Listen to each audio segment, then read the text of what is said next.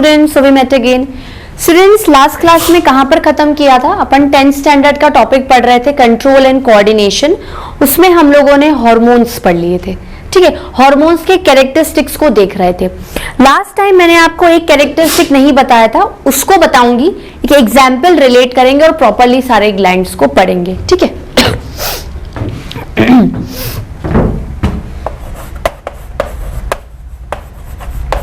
Hormones,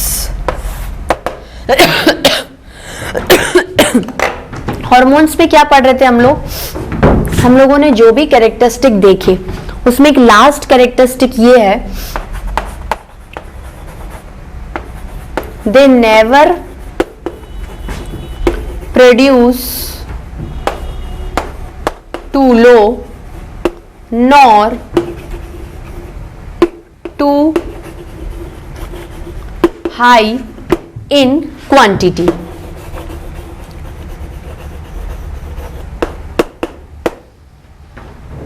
मतलब क्या है कि एक पर्टिकुलर अमाउंट में ही हार्मोन्स एक ग्लैंड प्रोड्यूस करना चाहिए और ब्लड को देना चाहिए।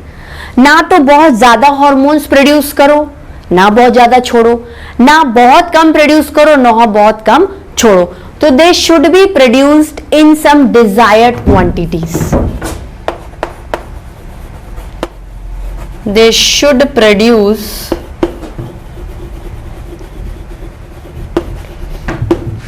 in desired quantities।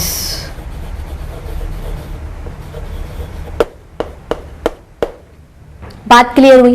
अब किस तरीके से देखो, हमारी बॉडी में एक ग्लैंड है पैंक्रियास।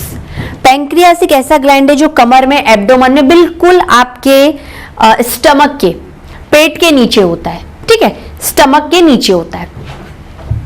पैंक्रियाज है, आगे बताऊंगी पैंक्रियाज के बारे में। पैंक्रियाज एक मिक्स्ड ग्लैंड है, क्योंकि पैंक्रियाज में कुछ पोर्शन एक्सोक्राइन की तरह भी होता है, डक्ट भी होती है, और कुछ पोर्शन एंडोक्राइन भी होता है, डक्ट नहीं होती है, डक्ट नहीं होती है, ठीक है।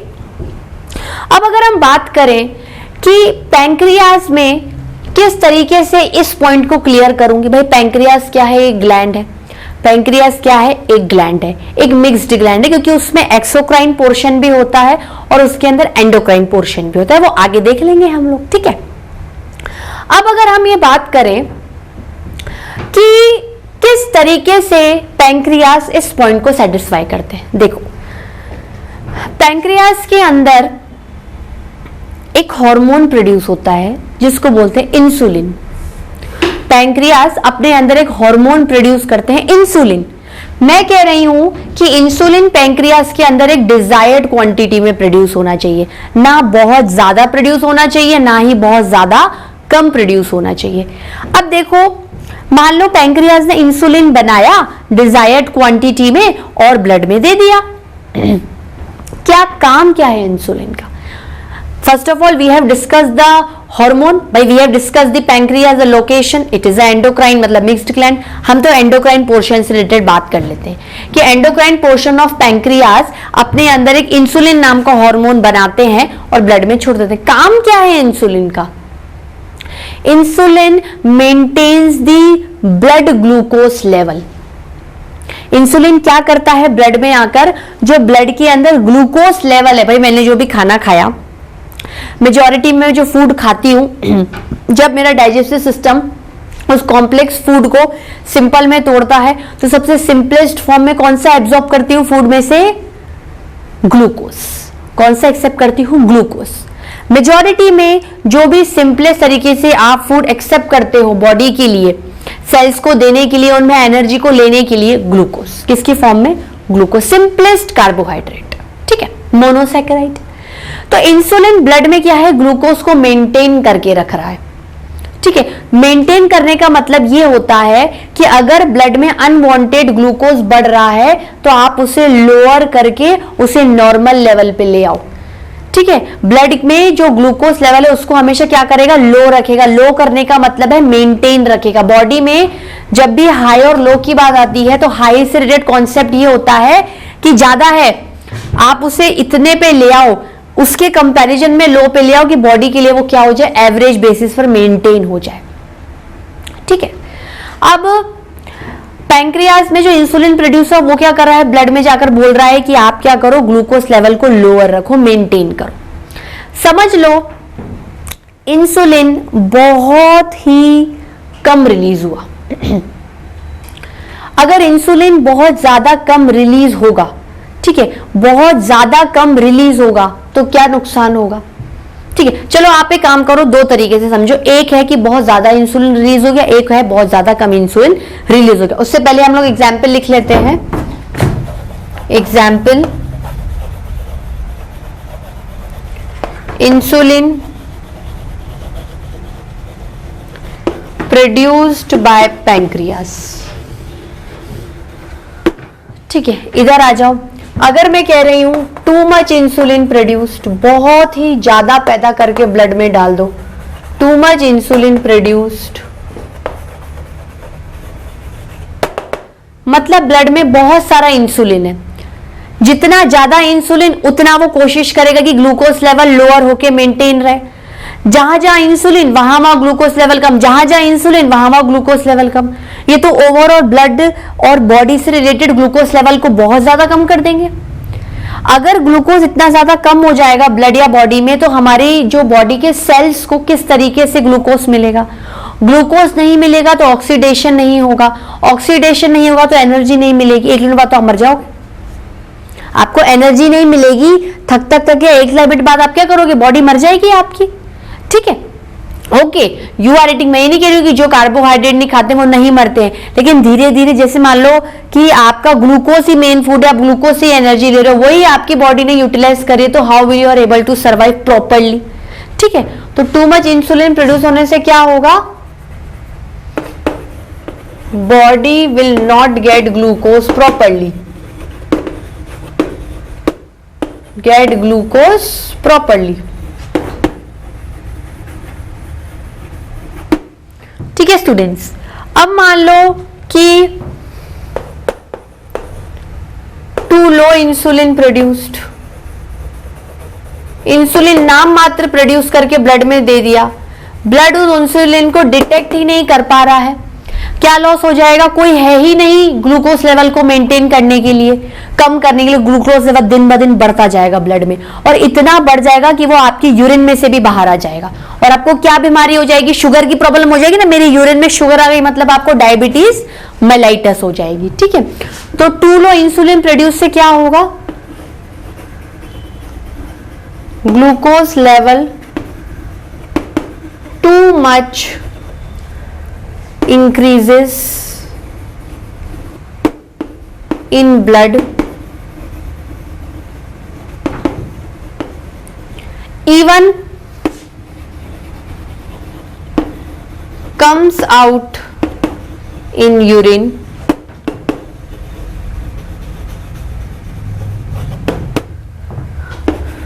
resulting in diabetes mellitus। ये एग्जाम्पल इसको पूरा कर रहा है कि आपके हार्मोन्स एक प्रॉपर क्वांटिटी में प्रोड्यूस होने चाहिए, तभी आपकी बॉडी की जितनी भी इंपॉर्टेंट मेटाबॉलिक फंक्शंस होंगी वो क्या करेंगी, काम करेंगी। ठीक है, ये तो एग्जाम्पल बेसिस था। अब हम कौन से मेजर एंडोक्राइन ग्लैंड्स बॉडी में पड़ने वाले हैं ये देख लेते हैं। ठीक है, मेजर एंडोक्राइन ग्लैंड्स,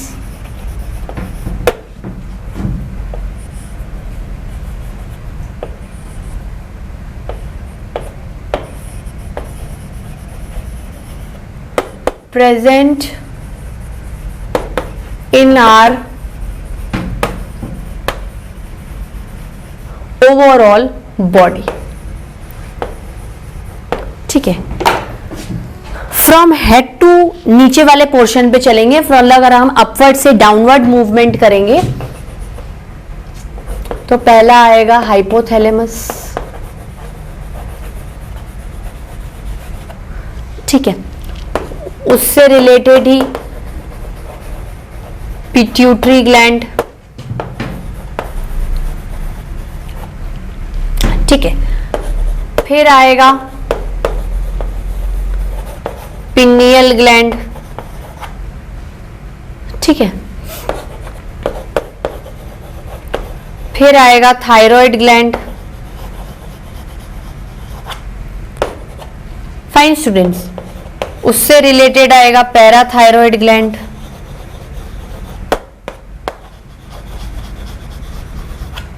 ठीक है। उसके बाद आएगा एड्रीनल ग्लैंड,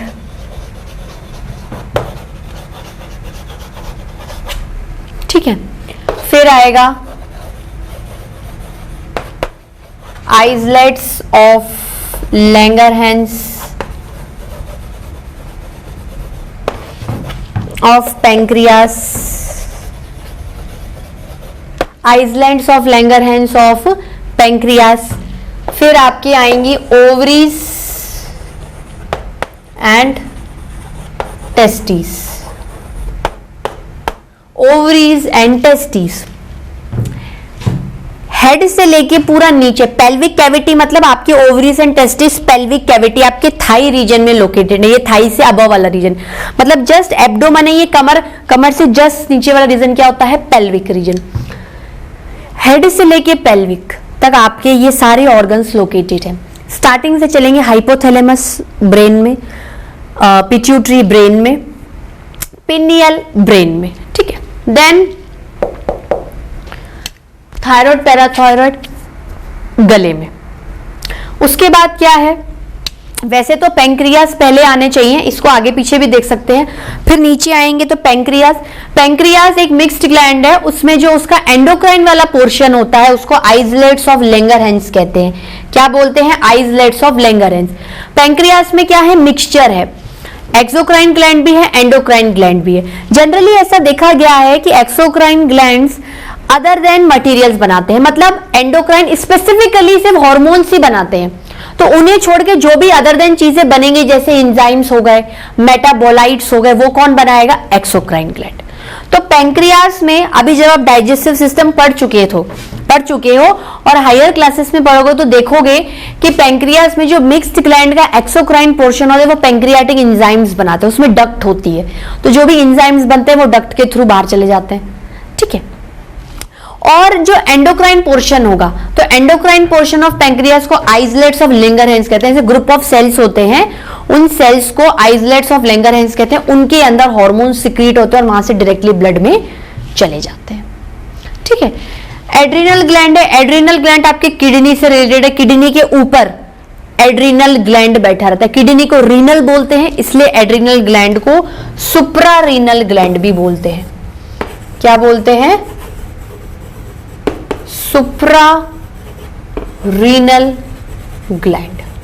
और उसके बाद पेल्विक कैविटी में ओवरीज फीमेल्स में, टेस्टिस मेल में, ठीक है। नोटेड डाउन स्टूडेंट्स, फिर हम लोग एक एक ग्लैंड के बारे में स्टडी करते हैं। स्टूडेंट्स नोट डाउन किया? चलिए हम लोग थोड़ा सा एक्सो एंडो के बारे में, उस वक्त डिफरेंसेस में स्टूडेंट्स आपको इतने डिफरेंसेस बताने के बाद क्या होता है, ये बात तो क्लियर हो जाती है कि एक्चुअली कॉन्सेप्ट क्या चल रहा है। लेकिन धीरे धीरे जब आप चैप्टर के अहेड बढ़ते हो और आपको एग्जाम्पल समझ में आते हैं, उसमें आप समझते हो कि एक्चुअली किस तरीके से ये जो कंपैरिजंस किए जाते हैं किस टॉपिक पे किसके साथ फिट होते हैं। देखो मैंने क्या बोला कि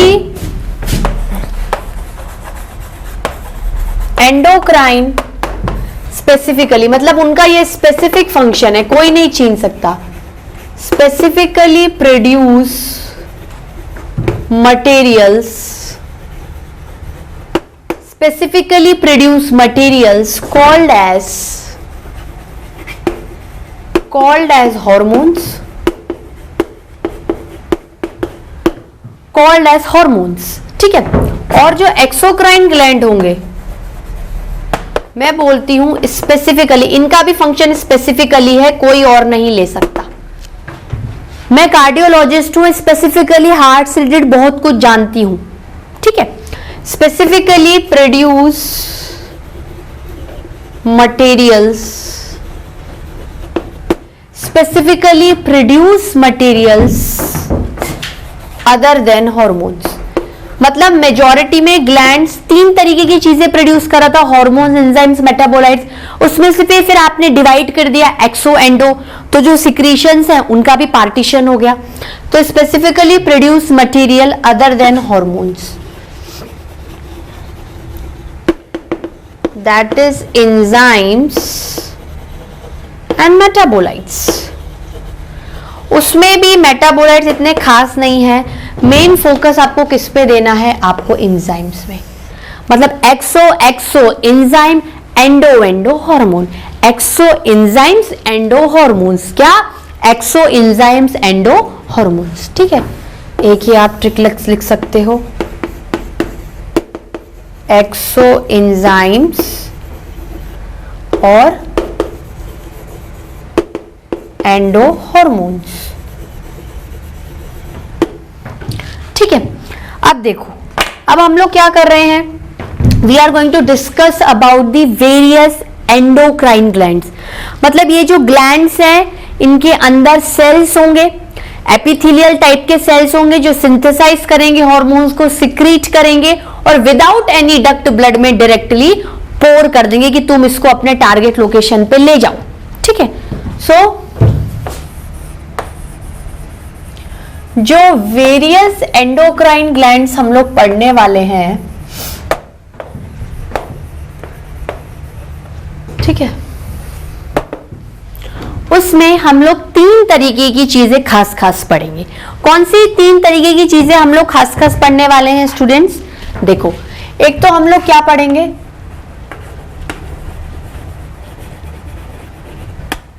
लोकेशन ऑफ ग्लैंड। हमारी बॉडी में ग्लैंड की क्या सिचुएशन है, कहां वो लोकेटेड है, मैं कैसे समझूंगी कि भाई तुम यहां लोकेटेड हो, यहां से तुम्हें हार्मोन्स निकाल के दूसरी जगह पर डालने हैं। उसके बाद नेम ऑफ हार्मोन्स, हार्मोन्स क्यों लिखे, एक से ज्यादा भी हो सकते हैं, हार्मोन या फिर हार्मोन्स। ठीक है स्टूडेंट्स, और उसके बाद फंक्शन ऑफ हार्मोन्स। उस फंक्शन ऑफ हार्मोन्स के अंदर ही आपको हार्मोन्स का टारगेट लोकेशन पता चल जाएगा। भाई जो ग्लैंड बनाएगा उससे मतलब नहीं है, जहां पर जाना है, जहां पर टारगेट को हिट करना है और वहां से कोई काम करवाना है, वो हार्मोन का मेन फंक्शन और उसमें इन्वॉल्व टारगेट लोकेशन आता है। ठीक है, सबसे पहले क्या देखने वाले हैं हम लोग, जो फर्स्ट नंबर पे हम लोग देखने वाले हैं वो है हाइपोथैलेमस। क्या है? हाइपोथैलेमस। जैसे अगर आप एक ये सिंपल डायग्राम देखो, ठीक है, तो आपका जो ब्रेन होता है, आपका जो ब्रेन होता है उसके जस्ट नीचे लगा हुआ छोटा सा एक ये होता है एंडोक्राइन ग्लैंड, इसको क्या बोलते हैं? हाइपोथैलेमस। क्या बोलते हैं? हाइपोथैलेमस। क्या बोलते हैं? हाइपोथैलेमस। स्टूडेंट्स बात क्लियर हो रही है? ठीक है, अब मैं बात करती हूं, पहला पॉइंट क्या देखूंगी मैं? लोकेशन। पहला पॉइंट में क्या देखूंगी? लोकेशन। पहला पॉइंट में क्या देखूंगी? लोकेशन। कहां लोकेटेड है? Located in the brain, located in the brain, in brain area.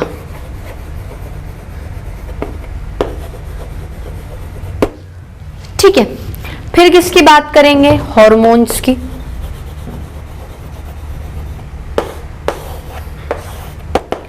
ठीक है, हार्मोन्स को क्या बोलूंगी मैं? हाइपोथैलेमस। हाइपोथैलेमस के हार्मोन्स को मैं रिलीजिंग हार्मोन्स बोलती हूं। एक्चुअली इसमें कोई कैटेगरी नहीं आती है, ये सिर्फ एक कंट्रोलिंग हार्मोन्स होते हैं। हाइपोथैलेमस के हार्मोन्स को क्या बोलते हैं? Releasing hormones. इनका फंक्शन क्या है? फंक्शन से आपको क्या है बात ज्यादा समझ में आएगी। वैसे तो हाइपोथैलेमस क्या है, एक तरीके से कहा जाए तो ब्रेन का पार्ट होता है, but itself it is behaving a gland, क्योंकि कहीं ना कहीं इसमें कुछ ऐसे हार्मोन्स प्रोड्यूस कर रहे होंगे जो दूसरे के साथ कंट्रोल एंड कोऑर्डिनेशन करवाएंगे। ठीक है, ये क्या करते हैं? they control the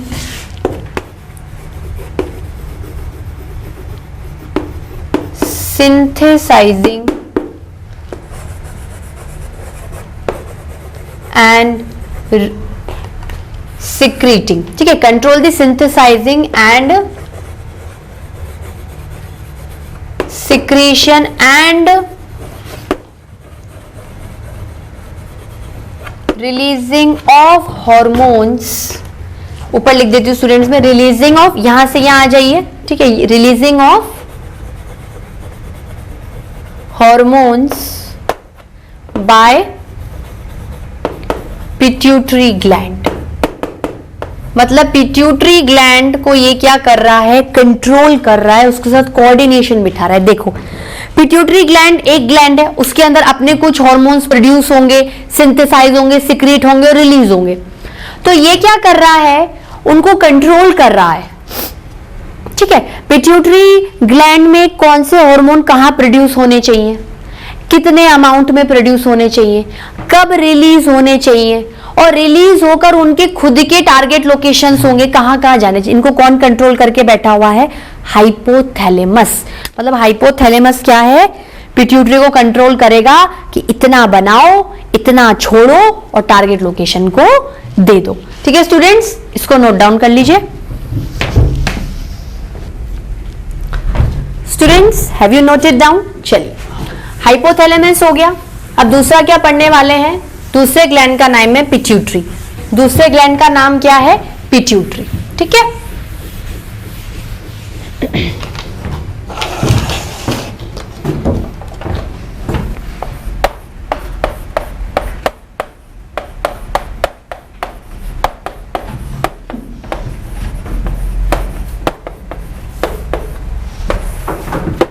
pituitary. पहला पॉइंट क्या पढ़ेंगे, पहला पॉइंट वही लोकेशन।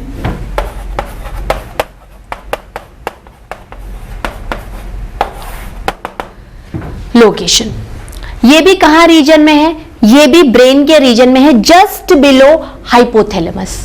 ब्रेन के रीजन में, हेड रीजन में ही है, जस्ट बिलो हाइपोथैलेमस। और पिट्यूटरी हाइपोथैलेमस से एक स्टॉक लाइक मतलब लंबी एक डंडे टाइप स्ट्रक्चर से क्या होती है, जुड़ी हुई रहती है। मैंने क्या बोला, located in brain area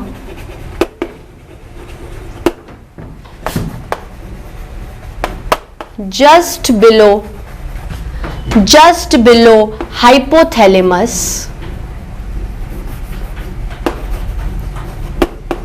just below hypothalamus and connected with it by a stalk, and connected with it by a stalk, and connected with it by a stalk। ठीक है, मतलब अगर अपन डायग्राम बनाएं, this is your head region, ये आपका क्या है, hypothalamus. ये आपका क्या है, हाइपोथैलेमस। इसके जस्ट नीचे पिट्यूटरी होता है। और पिट्यूटरी की शेप कैसी होती है, बिल्कुल एक मटर के दाने की तरह। ठीक है, मटर का दाना कितना सा होता है, बस इसी शेप का आपका पिट्यूटरी ग्लैंड होता है। ठीक है, क्या लिखूंगी, ये फर्स्ट पॉइंट हो गया। Second, shape is just like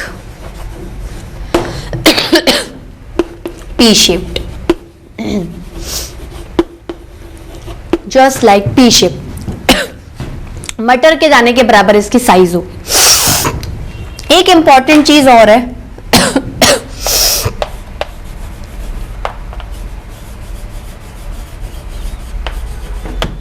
this gland is called as master gland. Master है, जैसे मैं आपकी मास्टर हूं, मैं आपकी टीचर हूं, आई एम कंट्रोलिंग स्टूडेंट्स। ठीक है, आई एम कंट्रोलिंग स्टूडेंट्स। उसी तरीके से पिट्यूटरी को क्यों मास्टर ग्लैंड कहा गया है, मटर के दाने के बराबर कोई ग्लैंड है, वो आपका मास्टर है। क्योंकि पिट्यूटरी ग्लैंड हमारी बॉडी में जितने भी और ग्लैंड सिचुएटेड है उन सबको कंट्रोल करके बैठा हुआ है। उन सबको कंट्रोल करके मतलब देखो, इसके ऊपर हाइपोथैलेमस बैठा हुआ है, इसके ऊपर क्या है, हाइपोथैलेमस बैठा हुआ है। वो पिट्यूटरी को बोल रहा है कि इसके लिए इतना हार्मोन बनाओ और रिलीज करो। इसके लिए किसके लिए? बाकी दूसरे ऑर्गन्स के लिए। पिट्यूटरी क्या करता है? बाकी सारे ऑर्गन्स के लिए हार्मोन्स बनाता है, ठीक है। उन्हें ब्लड के थ्रू उन टारगेट पे भेजता है, जैसे थायराइड के लिए बनाएगा, ठीक है। या इस तरीके से भी समझ सकते हो कि पिट्यूटरी और ऑर्गन्स को कंट्रोल करके रखता है। कैसे कंट्रोल करके रखेगा? जैसे उसने थायराइड को कंट्रोल करके रखा है।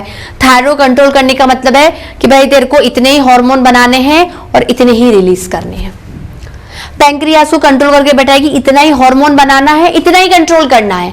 सिमिलरली एड्रिनल को, सिमिलरली ओवरीज को, सिमिलरली टेस्टिस को। तो दोनों तरीके से कंट्रोल हो सकता है। भाई वो ऑलरेडी अपने अंदर जो हार्मोन्स बना रहा है, ठीक है ना, पिट्यूटरी में बहुत सारे हार्मोन्स बनाए और वो क्या कर रहा है, ये हार्मोन तो थायराइड के लिए था, ये हार्मोन पैराथायराइड के लिए है, ये हार्मोन एड्रिनल के लिए है, ये हार्मोन इसके लिए।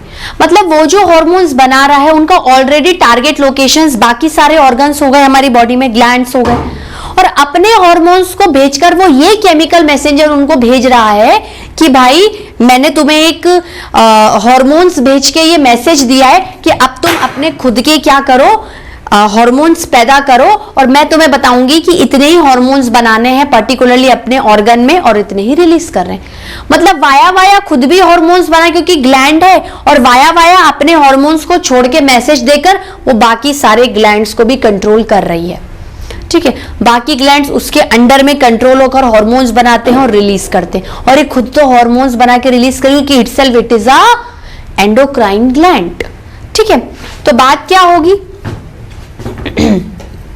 देखो, सबसे पहले इसके थोड़े से अपन स्ट्रक्चर के बारे में बात करते हैं, ठीक है।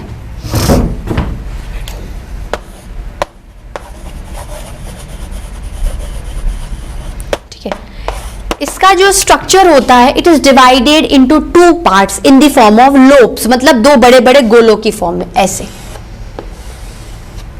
ये देखो, ये इस तरीके से पिट्यूटरी ग्लैंड आपको नजर आएगा। मतलब it is divided into 2 parts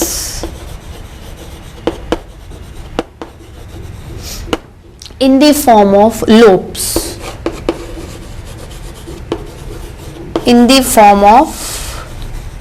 lobes, ठीक है। कैसे होगा? ये आगे का लोब है, एंटीरियर लोब, ये पीछे का लोब है, पोस्टीरियर लोब। मतलब ओवरऑल पिट्यूटरी हार्मोन्स बना रहा है, दैट मींस एंटीरियर लोब अपने कुछ हार्मोन्स बनाएगा, पोस्टीरियर लोब अपने कुछ हार्मोन्स बनाएगा। यही कह सकती हूं मैं, in the form of 2 lobes. First lobe जो आगे का है वो होगा एंटीरियर लोब, ठीक है। और जो सेकेंड लोब है, मतलब इसका जो सेकेंड स्ट्रक्चर है वो है पीछे का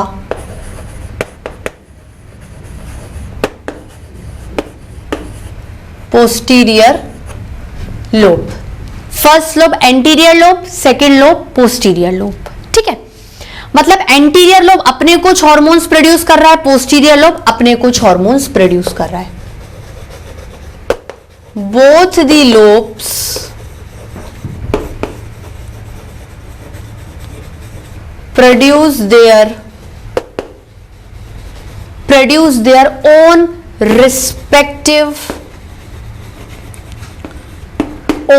respective hormones।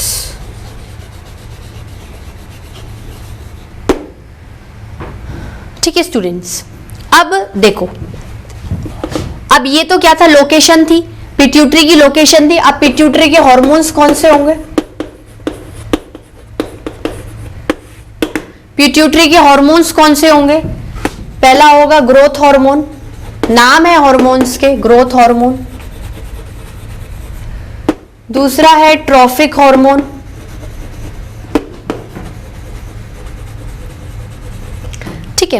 तीसरा है प्रोलैक्टिन हार्मोन।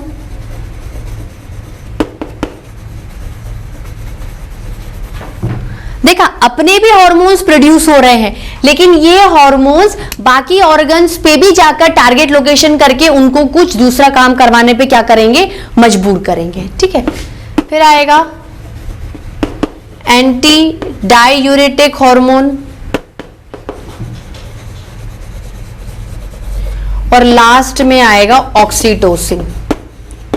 इसको हार्मोन लिखने की जरूरत नहीं है। ठीक है, अब इनमें से ये तो ओवरऑल पिट्यूटरी ग्लैंड में प्रोड्यूस हो रहे हैं, कौन से पार्ट में होगा, ये जो शुरू के 3 होंगे बाय एंटीरियर लोब, और बाकी के 2 बाय पोस्टीरियर लोब। ठीक है स्टूडेंट्स, आज के लेक्चर में इतना ही। बात क्लियर हुई आपको? हम लोगों ने ग्लैंड स्टार्ट कर लिए थे, उसमें हाइपोथैलेमस पढ़ लिया, पिट्यूटरी में भी बहुत सारा पढ़ लिया। अब नेक्स्ट क्लास में क्या करेंगे, हम इन हार्मोन्स के बारे में फंक्शंस पढ़ेंगे, तो फंक्शन से रिलेटेड आपको इनकी टारगेट लोकेशन भी समझ में आ जाएगी। ठीक है स्टूडेंट्स, आज के लेक्चर में इतना ही। Till then bye bye, have a nice day.